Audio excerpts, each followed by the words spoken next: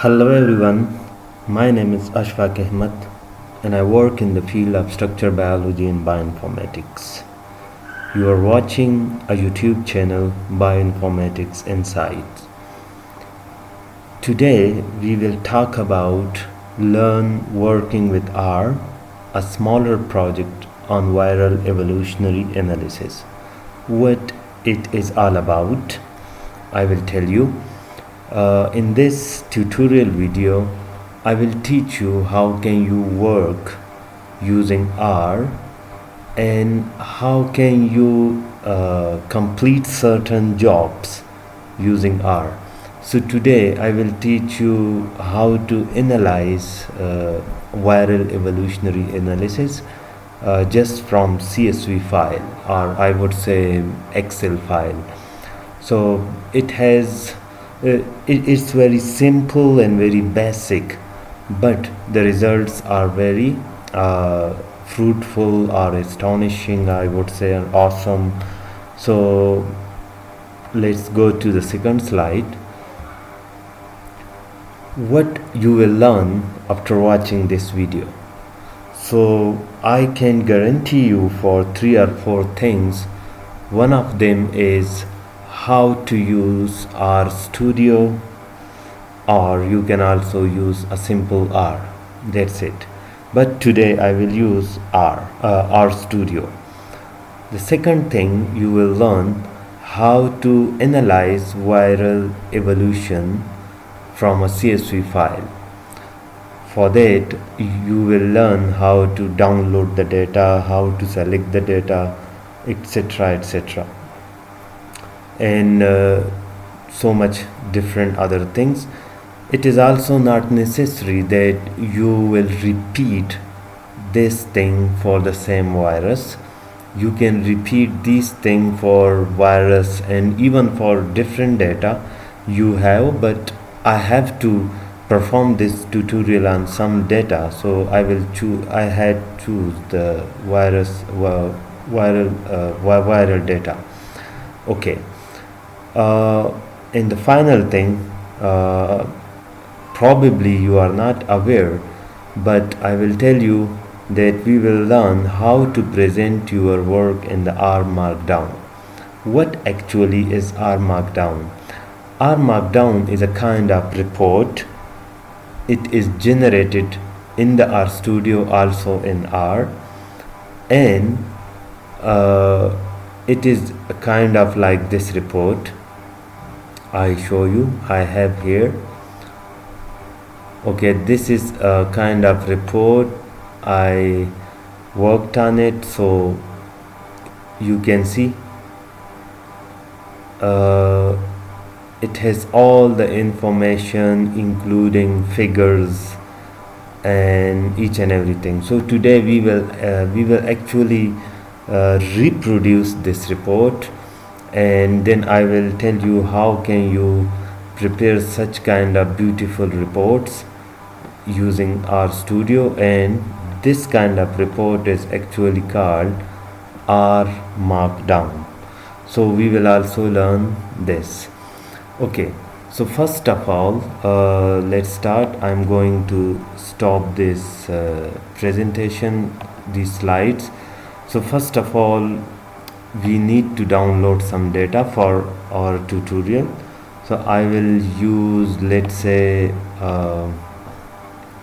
NCBI virus, and I will use data from coronavirus. You should know that the NCBI virus contains data from many viruses and plant viruses, animal viruses, whatever you think. If it is a virus and if the information are available, NCBI virus will contain the data. So this is the NCBI virus database. You can search by sequence or you can search by virus. So I will search by virus. I will write let's say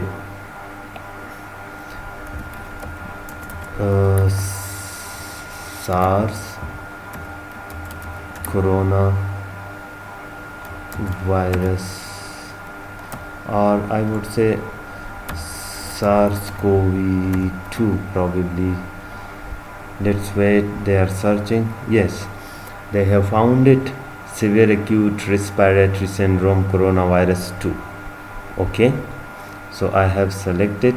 Now if you see here, it contains a huge amount of data.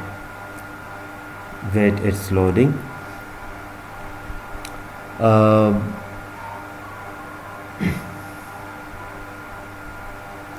Okay, our data is ready.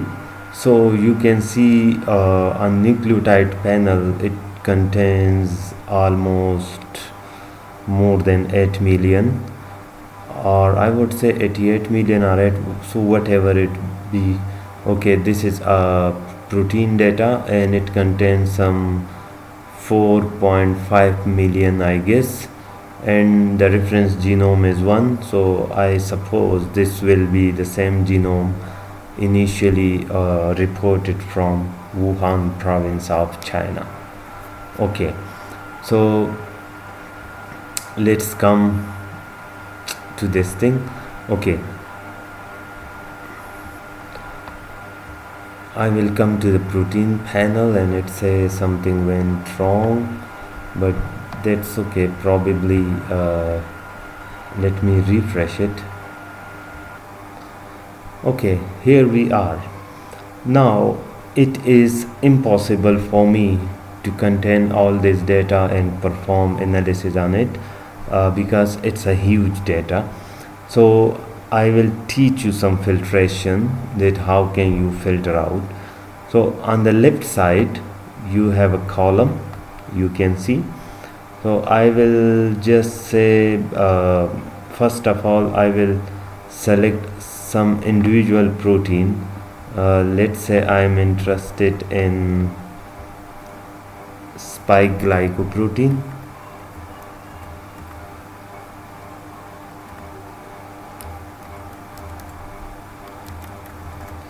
And you should wait.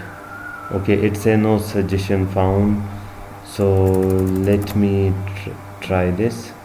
Okay, surface glycoprotein, this is actually also called spike glycoprotein.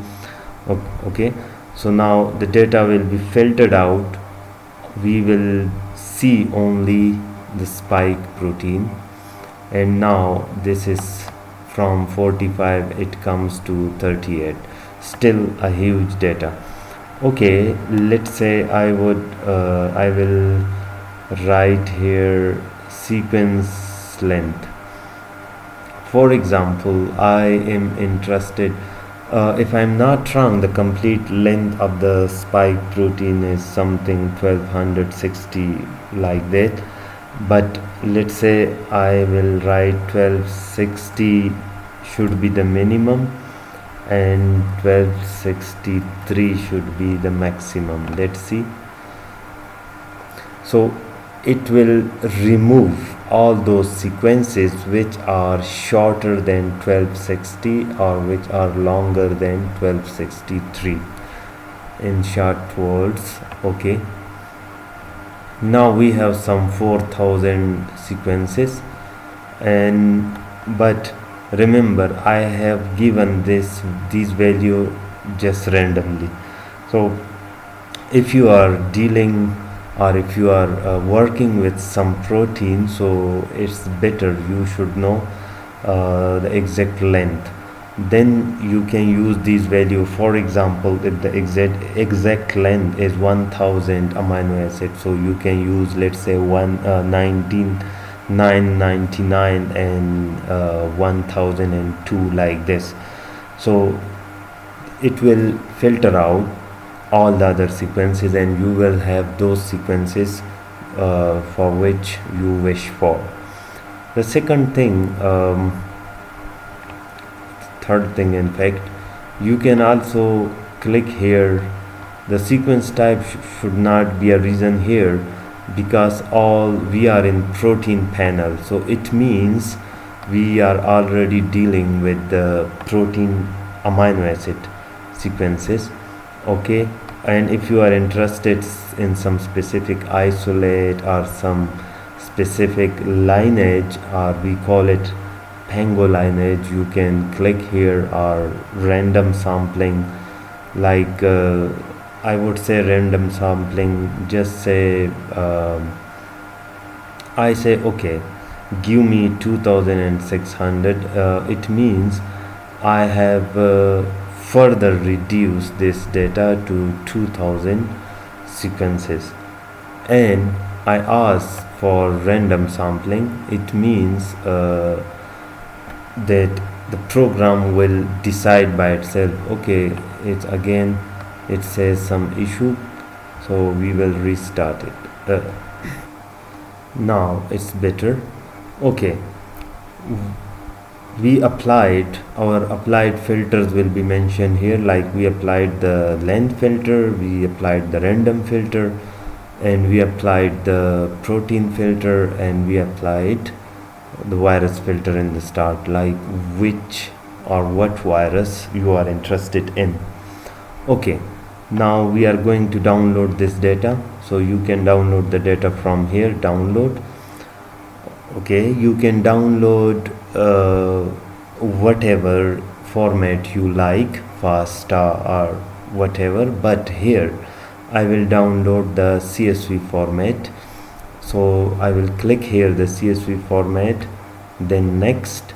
Now I have options, two options. It says download all 2620, or still further reduced it to 2000. It's okay, I'm going with this one. Okay, then next. Then finally they will ask me what columns you are interested to be in your data. So I'm interested in accession number. I'm not interested in organism name. Let's okay, I'm not interested in submitter. Yes, I'm interested in release date. I am interested in pangolin, and random sampling, no. Isolate, no. Species, okay, fine. Length also fine, and protein, yes. And for geolocation, you keep it on. And collection date, actually I'm interested, not the release date, so I will keep this one on. And host, of course, I'm interested in human, so but right now I suppose all of the data is from human, and in this tutorial we are not also dealing with the host, so let it be. Okay, so our data will have almost 8 column, but in reality we are interested in this geolocation column, collection date column, accession number, and pangolin. The others are just I ticked it. Okay, in which kind of accession number I'm interested in, this kind or in this kind, which has the version information. So we are interested in this kind of information. Okay, so download. Once we click download, based on the data size and internet connection, we will have our data here, and the data will be present in my download folder, and it's here. I will just name it, let's say I'm going to no, not delete. I will rename it, let's say CSV and underscore virus. Okay, it's up to you. Okay, no need to open it, so I will not open it. We will open it. Okay, there is one need to open it. Okay, so I will open this data, and after opening we have all those columns we tick there. This is the accession number column, this is the pangolin column, this is the pangolin version column, this is the species column, this is the length, protein, geolocation, and I would say, okay, let me check. The data is only from USA or other countries as well. but that doesn't matter. Okay, if you are interested in specific location, so you can filter it out there. Okay, so this is our collection date column. Collection date means that from which on which date the data has been collected, or the sample has been collected. This will be an appropriate word. Okay, so if you see these lines are just like a year, day and a month. So I will work with this column, and we will change it to, let's say, only year and month. Okay, we will remove the date information. So how we will do, we will work in some Excel. Click here, select the collection date. Now come here to formatting. Now in formatting, come here, format cell.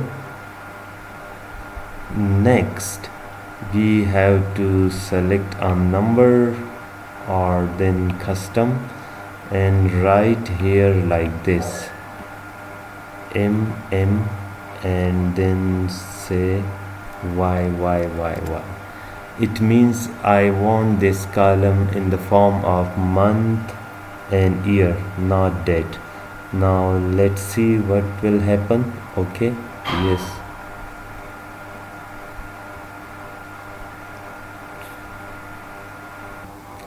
So this is our data. Okay, what actually we are going to do, we will find out which version appears when and in which month, for how long it stayed in the world, or it replicate in the world, and then when it disappeared and a new version or a new variant of coronavirus came into play. Okay, we will need these, don't need this column like the names, but it's okay if they are in the data, so let it be. Okay, we will save this data. Save. Okay, I will save it, let's say CSV virus 1, and in download folder. Yes. Okay, now our data is ready. We will move towards, and we can close this database. Now if you have RStudio, that's okay. If you don't have, just open Google, type download RStudio. I'm seeing this option, the top one, from POSIT, so you can open it. Once you open it, you will see these kind of things. If you are working on Windows like I am, then you can download here. Just be remember, it's almost 263 MB, so a quarter of GB, a kind of. So you can download first and then install it into your system. Okay, once you installed, so you will be able to open RStudio, and once you open it, it will look like this. Okay, remember, working with R is not that difficult. If you haven't worked before, so don't worry, it's not that difficult. I found it very easy, and thanks to the AI packages like ChatGPT and Meta AI and other packages, if you know. So if there is a difficulty for you or error in your code, you can ask them, and they almost work very fine, and they can fix smaller issues. If you are not a programmer or what like that, so that's okay. In this current age, you can work even without proper knowledge of programming. So okay, and also remember that when you work in R, so R is just like an ocean, and have to work with your own packages. For example, if you are dealing some sequences in R, then you will need a package that is called biostring, or maybe some others too, but biostring normally should be there. The same way, today we will work with a package that is called tidyverse. Okay, so I will also teach you how can you find your package in RStudio. So if you can see here so many tabs, so click here on package, then click here. You can also update your packages here after installation. So I will type tidyverse, and it should be here. It's come here. So simply click here and then come here to install. You do this, it will be installed, but you can now click here install. But I am not going to install because I have already this package. Okay, the first code after installing your package, it will be this one. We will load the library and in these brackets tidyverse and enter. Once you enter the package, and if you did not see any error like you can see here, so it means it's working. Now what is next? I will run some codes quickly and will explain those codes down the way, and then finally I will also provide these codes to you people. So if you want to run it in these codes in your own project, so you can, that will not be a problem. Okay, so I have loaded a library tidyverse. We will also do some plotting, so I will load another library ggplot2. okay, now it's here. You can see successfully loaded. I did not see any error messages. Okay, now if you don't have ggplot2, of course, if you have installed it freshly, you will not have. Then the same way you can just search here and you will see your this ggplot2. You can install it. Okay, now we will read our data, but to read our data you will do one thing. You will provide the location of your file, where your file actually is in the computer. So our data is present in download folder. If you are not good in computer, so I will teach you how to find the location. You can just right click on the file, then properties, and now you will see this is the location of the file, C user ash, and it is in my computer, so your location will be different. Also this download, so it means our location is C then user, then ash /ash, and then download folder. So it is up to you where you have placed your this file. So I will try to read this file. I will name it, let's say csv_data. okay, and you have to input this kind of thing because it is necessary that R or the RStudio needs or recognize this kind of thing. Okay, so this is the data name. You can use any name, even you can use your own name. Now the right side from this arrow, it is important. So we will use read.csv function.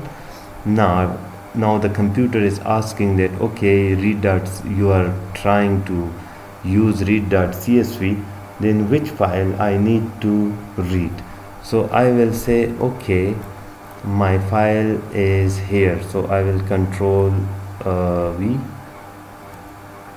It just plot this thing.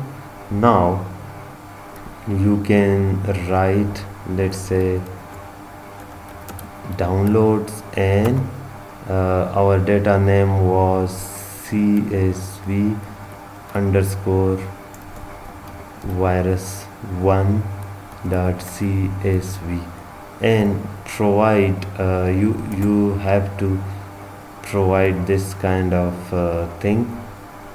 I forgot to provide. You have to enclose it, cut, and then paste. Okay, you can see it provides an error. I know which error is this. So actually it should be like this.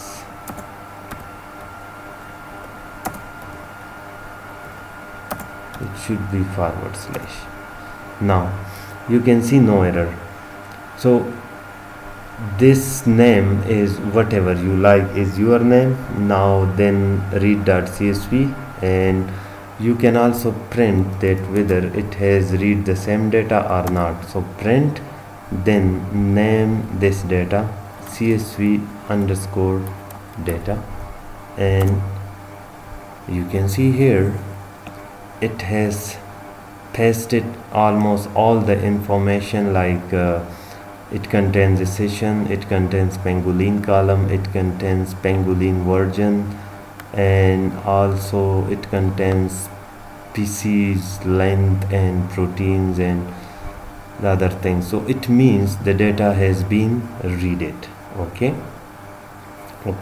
you can use two kinds of thing with this. You can print the whole data, or you can use the head option.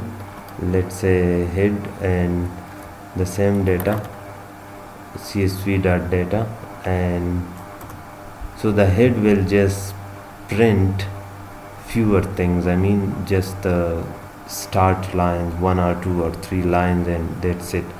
Okay, now to be very quick, to be on the quick side, I will try not to write each and every code here. It will waste our time.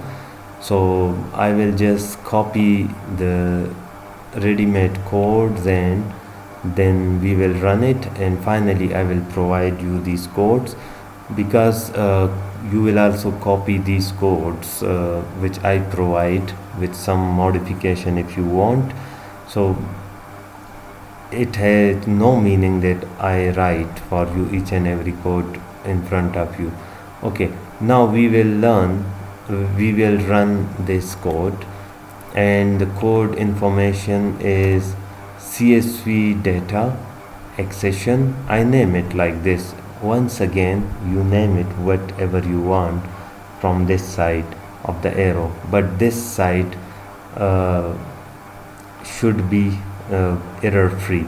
Okay, it says as dot character, so I want to make a data frame of this column, accession column. Can you see this $sign? It means that I am asking R to read this column in my data. Now I will use a function, we call it unique. You can use this function in many studies, not only in viral evolution. This is a general function, unique. It means finding something unique in the data. So what we are trying to find out, let's first run the code. We name it unique variants. We use unique function. We ask the program to read the CSV data. What is the CSV data? Here you can see we uploaded a CSV data here, we name it a CSV data here. So we are asking our program to read the CSV data and then read the pangolin column. So what are in pangolin column? If you remember, the pangolin column will contain the variant information, like whether this is Omicron or Delta or Alpha and blah blah blah. So once again, if you are not dealing the coronavirus data and something else data, so you can think that way to find which column you are interested. So you can write the column name after the $sign. Okay, here is our pangolin column. You can see JN 1.11.1. so these are actually name of the of the variants. So okay, it has been run successfully, and now if you want it, so you can print.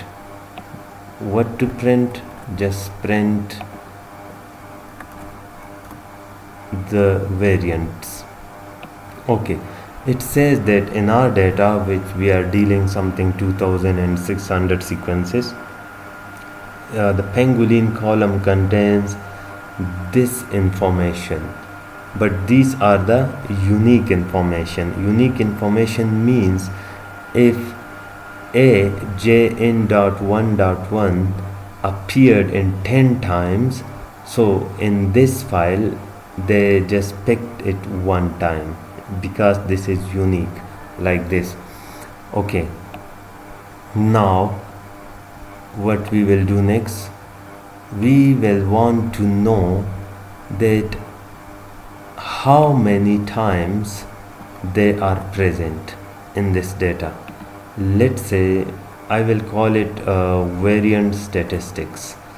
So variant statistic means I'm interested in a statistic. I'm using a table function and I'm asked to find me the statistics. Okay, it has been run successfully without an error.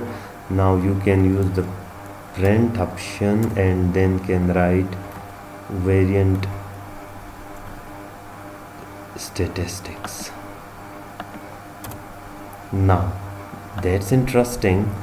If you can see this number with 1 9, here is 9, here is 5, here is 14. Excuse me.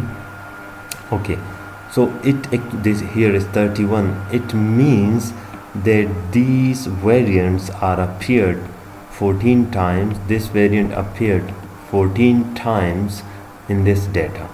Okay, now it will be nice to group this data in a kind of descending order or decreasing order. Okay, so I'm going to sort this data, sort variance statistic, it will be the name, and sort function will be used on variance statistic data, and decreasing order is true. So let me run it. Okay, now we can print this information as it is. Now that's interesting. Now we will see how it has been sorted. Wow, B117 appeared 230 times, then the second rank is BA1.1 128 times, 123 1. So it's a descending order. Now we are coming to some analysis part. Okay, now here we will change this column generated above the sort variance statistic into a data frame. Okay, variant df is its name. And now what we are trying to do, let me first paste it. Okay, in the first one, here we generated a variant data frame.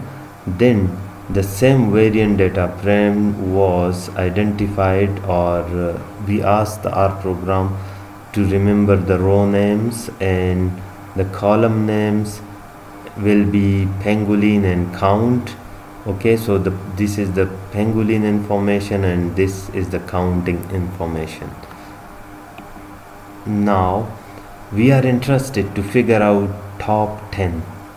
Okay, so the first we are making a new variable top underscore n. It will be 10. If you are interested in top 15, so make it 15, doesn't matter. Then we will use a variant data frame which is created above, and we will ask the program like starting from 1 and go to the top underscore n, which is 10. So by this way it will help us to find out the top 10 variants in our data. Now we will also explain some color ranges. I say sky blue for the low and dark blue for the high range. Now done. Now we will plot this data. Okay, in the data these we ask like the title should be top 10 variable statistic. If you don't like it, you can variant statistics. If you don't like, you can change it. X will be on x will be variant, on y will be the count, theme will be minimal, aesthetics will these will be the size, legend, position, none, or it's okay. So this is the complete code of the plotting of this data. So let's say I run it and I have this kind of figure. You can see what it says. It says top 10 statistics. So the dark blue is B.1.17 and we cite it was appeared in 230 instances. Remember, in our data with almost 2000 sequences, we did not selected the whole data which were in millions. Okay, and then the second one was this, third, fourth, fifth. So from here we easily came to know what are the top 10 in our data. It's okay. Now we will do some more interesting things now.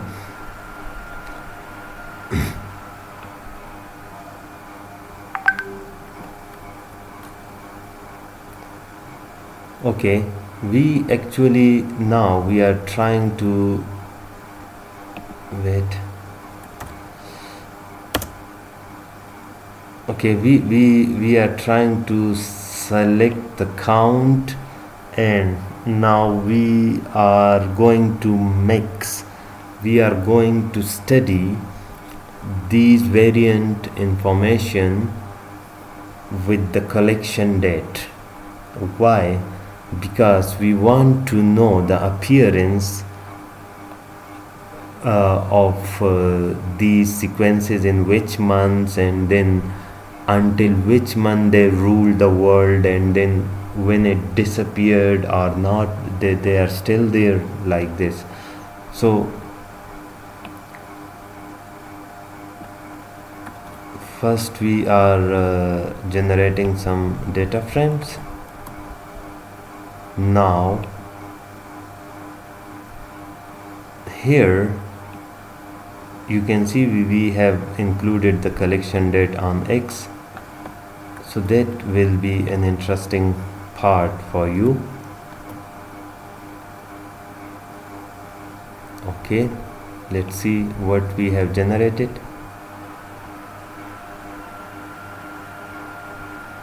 Wait, yes, now you can see these are the top 10 variants. Because we asked for top 10, you can generate whatever you want, and these are the information starting from January 2021 as per our data. Otherwise, the coronavirus came in 2019, so in late 2019 actually, but in our data it is like this. Okay, one I tell you another interesting thing. For example, you are living in USA, or you are living in India, or you are living in Bangladesh. Why I'm naming these countries? Because I know my viewers are there. Or if you are living in Pakistan, Taiwan, or Nigeria, or so many other countries, Sweden, etc. So from the start, you can only pick the data for that country.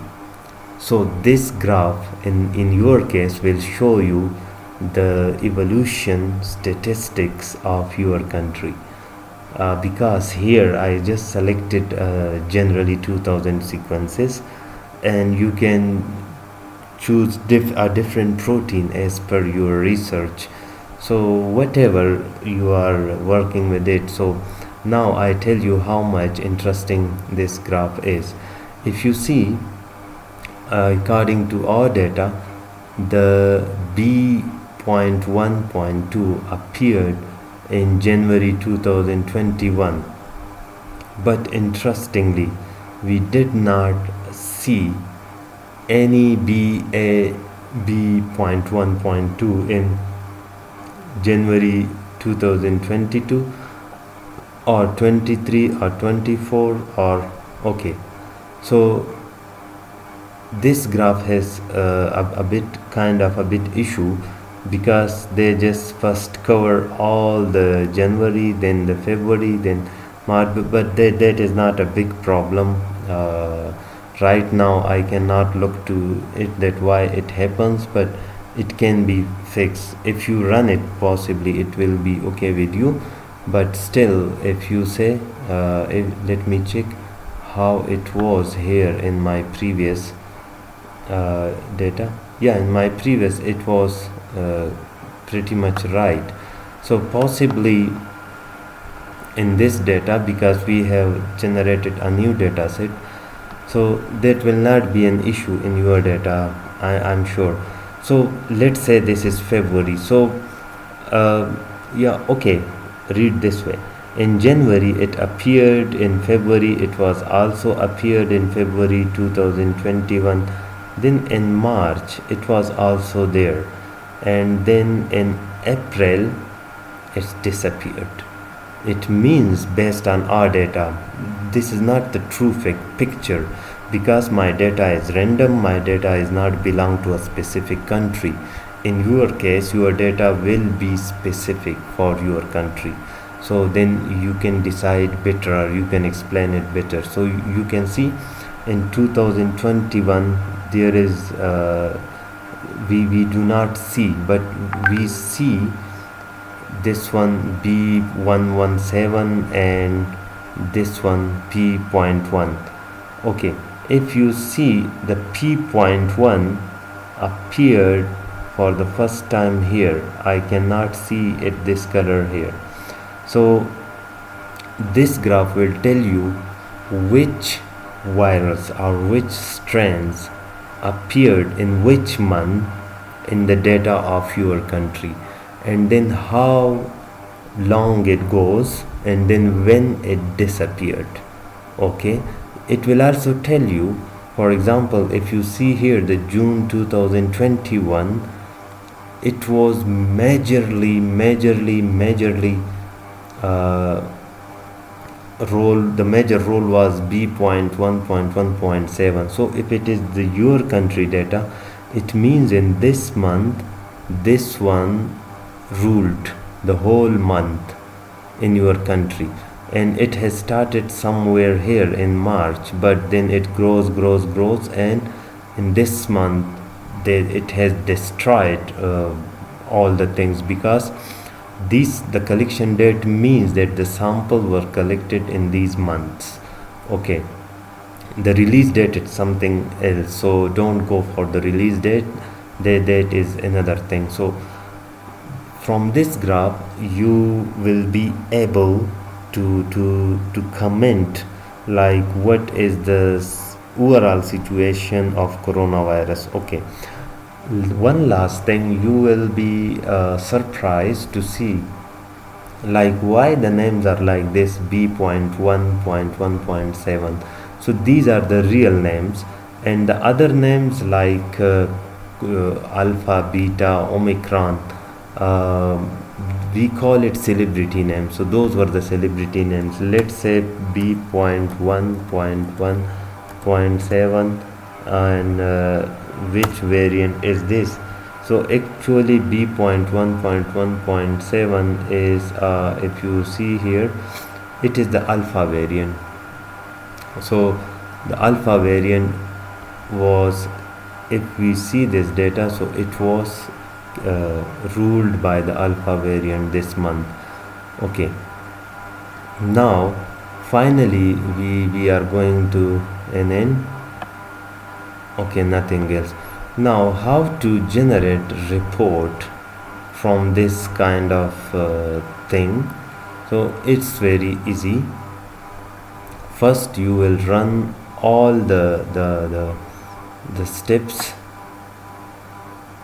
Okay, I run all these codes successfully, as you saw. Now what you need to do, you need to do click file, then new file, then come here and say wait, markdown file, wait,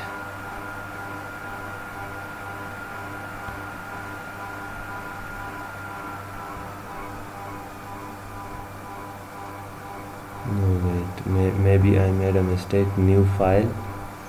Okay, r markdown, not markdown file. Okay, when you click r markdown, you again file, new file, then r markdown. Okay, now name it. Let's say I name it b insight, and I name it, let's say ish, and this today's date, and I want it in PDF or I want it in HTML. It's okay, I like HTML, so it will be in HTML or Word, so but I like HTML. Okay, and then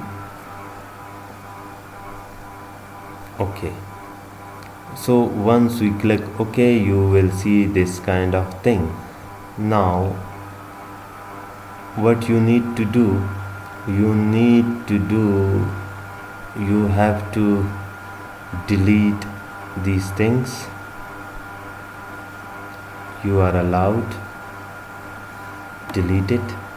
Do not delete, in fact you can delete this thing also. Okay, title of this markdown, this report will be inside, author will be your name, date will be this, and output will be HTML. Okay, remember, okay, now you are allowed to write something. Let's say this is the report of coronavirus, and whatever you like it, so you just include pages and paragraphs, and that's okay. Okay, how you will include the code information? So let's say I'm including all the codes one by one quickly. Okay, first we run this library tidyverse. So you just, okay, how to include the report for not the report, sorry, how to include the code, because this is a script, this is a code. Then you have to put 3 this kind of, I will not say dot, but on your computer just below the escape button, it's there. So you just type it 3 times, then enter, and then this, and then okay, wait, type it 3 times, then start this bracket, not this one. So when you start this bracket, you will see this kind of thing. Now you just control V, and now again those 3 dots. with shift, without shift actually.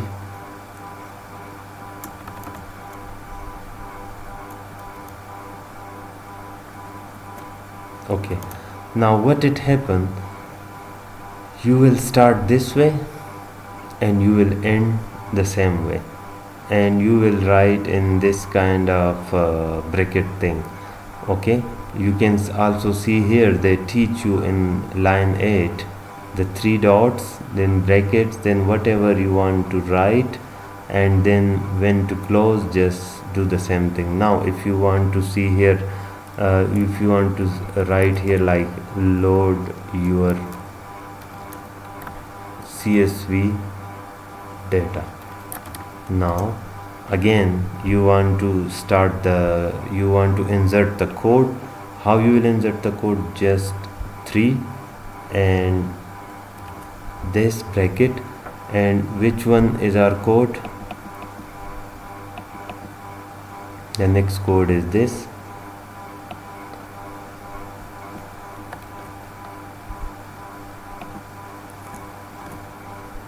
and then enter and the 3 lines again.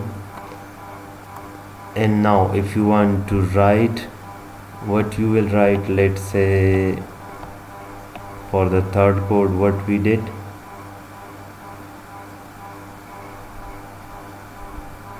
okay, I will write the third code like printing my data.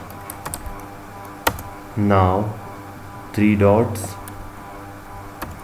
this bracket, and just use that print option, and the data name was CSV underscore C, not print actually, I will use head because print generates very longer things. Okay, so CSV underscore data, and then I will stop it.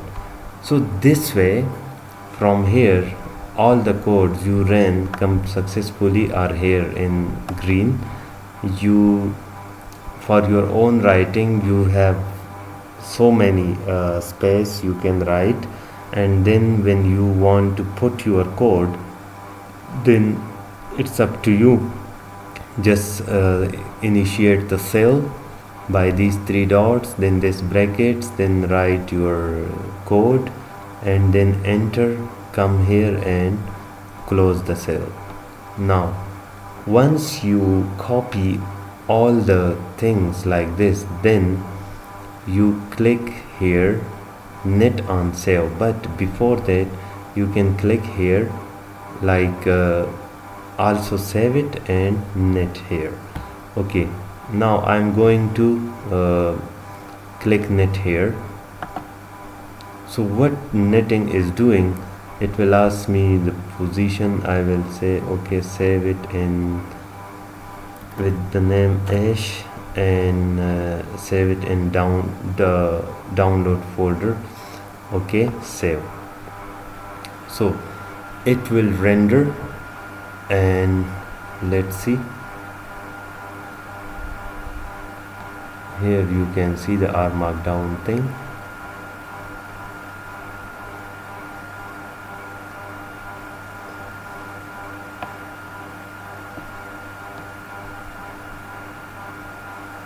Here you can see the rendering option is working. Now it's complete. So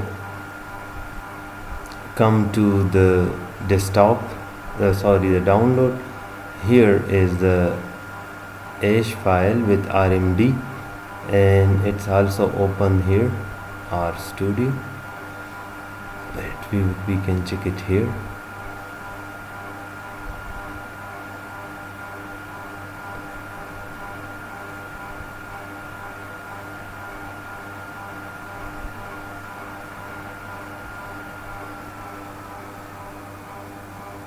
Okay, we made some mistake.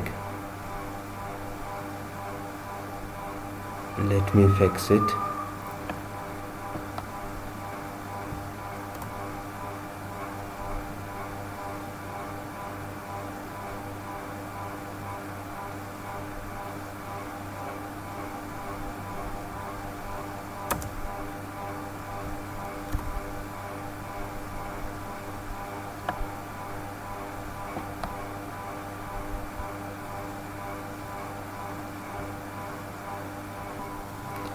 Okay, welcome back. Now we were making some particular mistake, so it will be like this. Okay, let me write one for you, another fix this one, and then write a new. Okay, how you will write? Let's say the next command is printing data, so 3 dots, then this bracket and write R. After R it will create this chunk. This is chunk 4. One is above, we did not delete it. This is second, third and fourth. Now enter. After once you enter, now copy or paste you can copy from the terminal, because we have already run all the codes. So quickly let's say head, and for head I'm csv underscore data. Yes, now enter and close the cell. Now what is next? Quickly let me do it. Okay, I'm using these 3 commands or 3 scripts. Let's say I will name it sorting. Okay, start your R chunk, write R, enter, paste, remove these signs and close your chunk. Okay, the same way let me run this. In fact, I can run it here.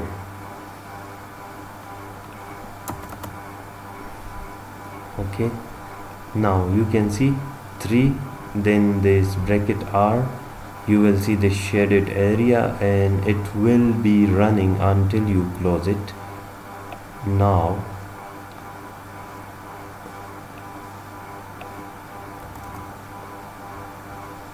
and let's say also let me include this one here just to save our time and to show you, although you can do it separately. And then here we run all these things. Okay, that's it. It will take much more time, so I'm going to render it now. Net, let's see what it will generate.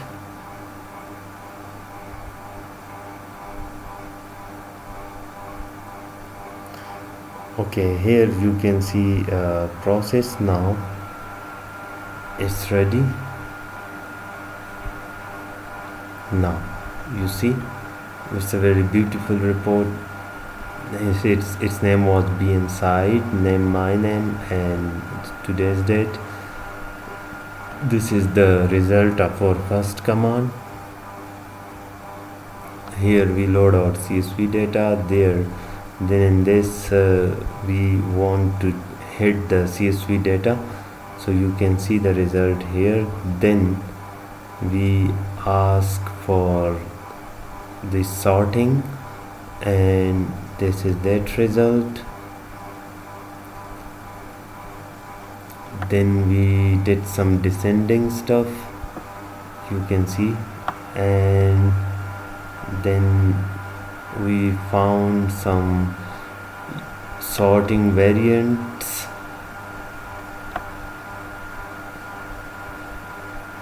and that's it. So once if you do all this thing, it will be like this.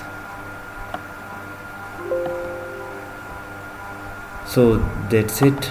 My battery is getting running low, so I'm going to stop here. So that was all about this kind of smaller project. You can run it and you can deal as per your requirement. If you are liking my videos and if you want me to generate more good stuff, so I need your appreciation in the form of subscription. So please support this channel and subscribe this channel, and I will try my best to bring good stuff. Bye bye for now.